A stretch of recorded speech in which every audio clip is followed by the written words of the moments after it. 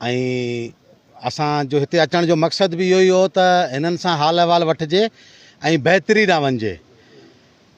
ऐं irrigation department सां मुखातिब थींदुसि त हिन वक़्तु असांजे सिस्टम में 12,800 क्यूसिक पाणी मौजूदु आहे ऐं टोटल असांजी जेतिरी रिक्वायरमेंट आहे उन जो 98% 97% पाणी सिस्टम में मौजूदु आहे। पाणी सिस्टम में मौजूदु हुअण जे बावजूदु बि असांजी जेके बि सब डिवीज़नूं आहिनि, सिंधड़ी सब डिवीज़न, असांजी खिपरोट सब डिवीज़न, असांजी डिगड़ी सब डिवीज़न, कोट ग़ुलाम Mohammad sub division, नौंकोट sub division, नबीसर sub division, सामारो sub division में शाखूं जेके आहिनि उहे एकिन ॾींहंनि ते बि टेलूं न पियूं कनि।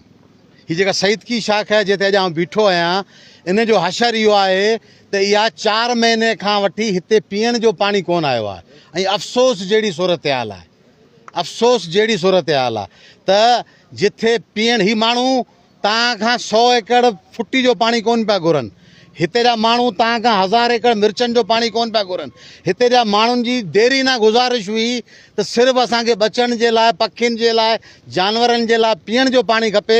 ऐं मूंखे अफ़सोस सां चवणो थो पए त तव्हांजी नाअहल इंतिज़ामिया उहो पीअण जो पाणी बि हिनखे 4 महीने में न ॾेई सघी आहे। असीं इन जी भरपूर मज़म्मत था कयूं।